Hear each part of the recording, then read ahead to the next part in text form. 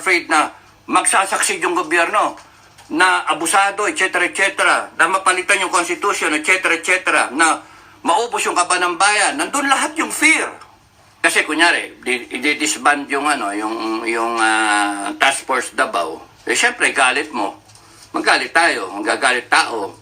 Pero paano kung fake news ngayon? Paano kung may nagpakarat lang noon na pinikap na natin, and then, ayun na, bali-balita, true sokmed, kalat na, galit tao.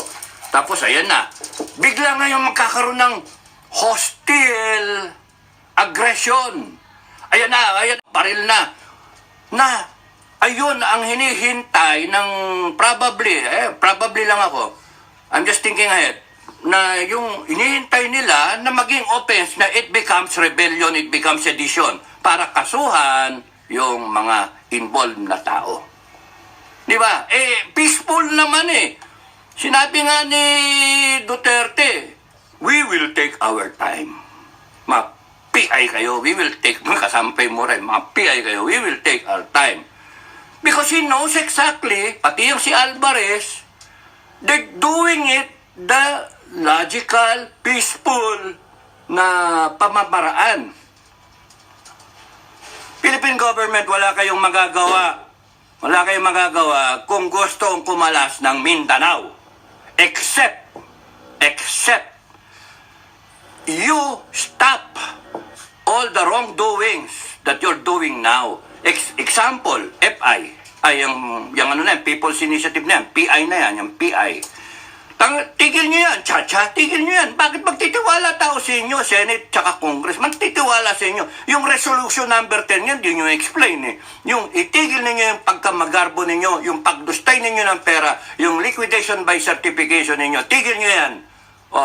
Para maniwala ang taong bayan. BBM, dumalaw ka ng dumalaw doon sa mga namamatay, doon sa mga biktima na sakuna, doon sa mga namamatay na sundalo. Dumalaw ka, hindi, panay party ka. Ano mali? Kaya wala tiwala sa inyo yung gobyerno. At pati ako wala akong tiwala. Wala akong tiwala sa inyo. Kahit ano sabihin nyo ngayon, wala akong tiwala sa inyo kasi panay kayong mga palyado, panay kayong mga wala sa hulog. Tatakbo-takbo kayo ng eleksyon tapos magpopolitiko kayo, tignan ninyo mga asta ninyo, panay kayong mga dispalinghado eh. Kung buhay pa yung tatay ko, talagang sasabihin, dispalinghado kayong lahat eh. Panay mamon kayo. Alam niyo ba bakit mamon? Walang laman ang ulo, panay hangin, yung ganun yung mamon. Ampaw, pambihira kayo. Hanggang hindi nyo binabago yung aksyon ninyo. Pera, yun yung problema. Pera, no? Power, abuse of power. Yung pera, corruption. Hanggang hindi nyo ina-explain yung nangyari sa PCSO, tuloy-tuloy pang sige-sige kayo, wala man lang makulong, wala man, plunder na nga yun eh. Saka nakakita, patatamaan 1.7 billion, isang buwan, less than 1 billion, 5 na lotto games, only in the Philippines. And then Congress, mag-imbestiga kayo, and then wala nangyari. Sinong pagkakatiwalaan ng tao? Wala. Kaya bilang na yung mga araw ninyo, na 2025, pero naisip-isip ko, kahit pala maglagay ka ng matino, may Smartmatic eh. May Smartmatic eh. Kaya walang pag-asa ang Pilipinas. That's why mukhang magsesenaryo tayo Mas maganda pa mag-senaryo 7 o senaryo 6. Di ba? Doon sa mga sinasabi ko sa previous vlogs ko na 7 yung senaryo. Nandito pa pala, nakasulat. Senaryo 1, status ko, sige-sige kayo, happy days are here again, business as usual, payama kayo ng payaman, perap ng perap ng tao, tumataas ang bilihin, wala kayong pakundangan, wala kayong pakialam sa tao.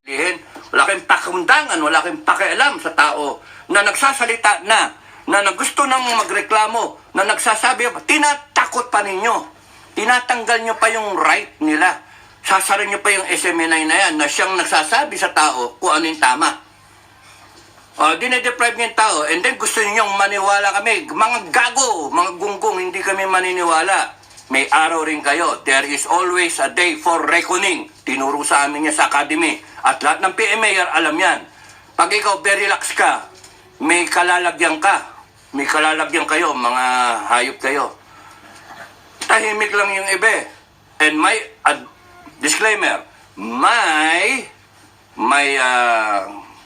comment and my position, it is not necessarily the position of all PMAers or even all of the retirees, all of the MUPs. But there are many who believe in what I am saying and who are also standing up. Sinabi ko nga, huwag nang muna kayo maingay. Bayaan nyo na lang ako ng maingay. And it's enough that you know what's happening. So, there's always a time for reckoning. Hindi lahat ng araw, gloria. Hindi lahat ng araw, So, status ko, tapos nun, you reverse the situation, binigyan naman kayong pagkakataon, binibilangan ko yun ng 6 na buwan, down to 5 months na kayo, less than 5 months. Magkaalaman tayo towards June, no? Kung hindi kayo magbago, mukhang hindi kayo magbabago, at sige-sige kayo, walang mangyayari sa inyo. And then, yung isa is mapilitan si BBM mag-resign. Mukhang hindi naman magre-resign.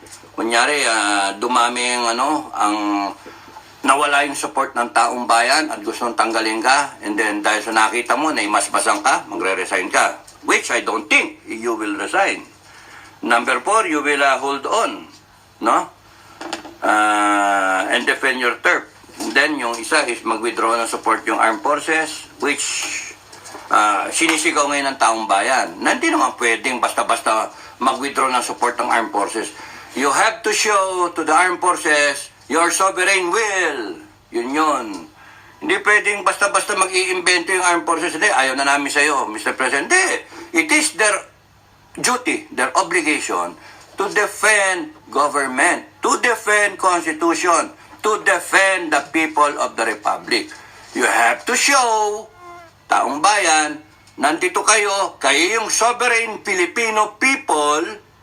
At ito lang yung constitution sa ibaba niyan that the armed forces has sworn to defend. At sinasabi na rin, kung nakinig kayo sa armed forces, nila mo nga, na we will defend, continue to defend the Filipino people. Okay, balik tayo na dun sa tapos never mind yung iba.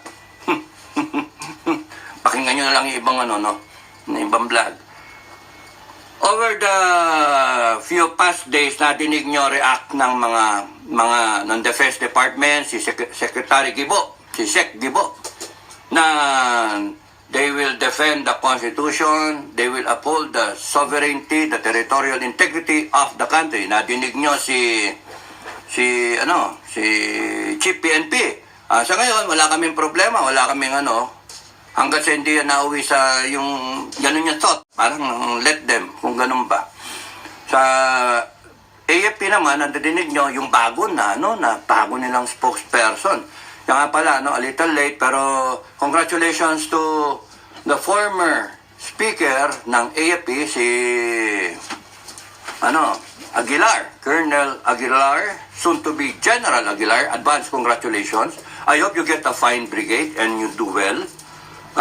For doing a good job. And yung bago ngayon, si kauna-unang babae, pangalan, Colonel Padilla, Frances, no? Frances ba? Sorry si Colonel Padilla. Magaling yung pagkakalagay sa kanya because maamong-maamo yung muka, parang di makapatay ng ipis ba? Mamong-mamo, maganda yung aura, no? Maganda yung aura. Pareho naman si Aguilar parang parang boy next door na yung kalmang-kalma na mabait. Yung kulong na sa loob. Okay, so maganda yung nice having them na explain. Pero yun nga, in-explain niya na number 1, hindi na kinakailangan yung loyalty check. Number 2, strong AFP, strong government, Di ba? Yung ganun ba? Yung ganun mantra nila, may sinasabi.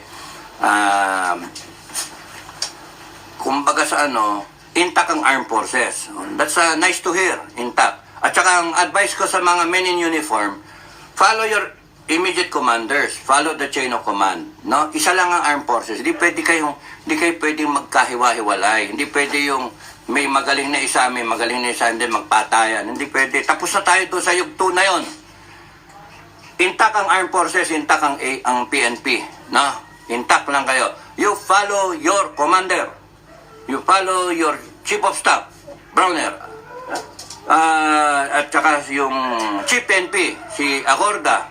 And whoever yung papasok na next Chief PNP, I think General Acorda is until March, no? Unless he is extended again. Kung sino man ang magiging next na Chief PNP, support lang natin.